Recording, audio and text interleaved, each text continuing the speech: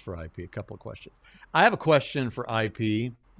What's it like to deal with the Muslim side instead of dealing with the atheists? You get a lot more of "he's been destroyed," "he's finished," "he's the angry bird," and dozens of insults with Muslims. It's this reason answered apologetics told me once. It's a very chest beating culture. It's not so much about finding truth. It's more about power. We need to be right regardless of what the evidence shows. We need to make sure all of our opponents look stupid and bad, but we'll call them clever and wise sometimes. But they all need to look horrible. They all need and then to play just like a be bigot if you treat them downtrodden. in kind. And then act like you're the bigot if you treat them in kind, and act like their feelings are hurt and all this. I mean, I'm sorry to these Muslim apologists. Look at me. Don't look at IP and Braxton. You can put the jihadis on me. You act like babies when you're treated the way that you treat others.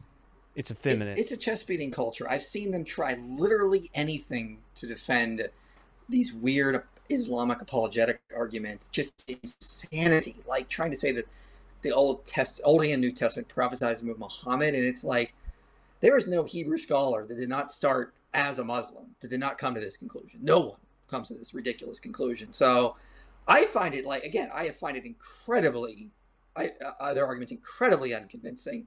And like the other day, Apostate Prophet on his channel was saying like, we need to keep Daniel talking because he's showing people how bad Islam is. And I'm like, in some regards, you're kind of right because this is just bad stuff. Well, have you gotten any criticism that, debating him, you're punching down or anything like that?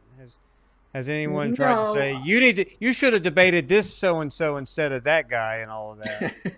No, I mean before the debate, James Kuntz had Daniel on his channel, and he said that I'm very flattered by this. But James said I'm the top Christian debater, and Daniel was the top Muslim debater at the time, and so I was very flattered by that. And so yeah, I don't think it was perceived as punching down at the time, though. But I mean, again, he didn't look good in the debate because he didn't come prepared.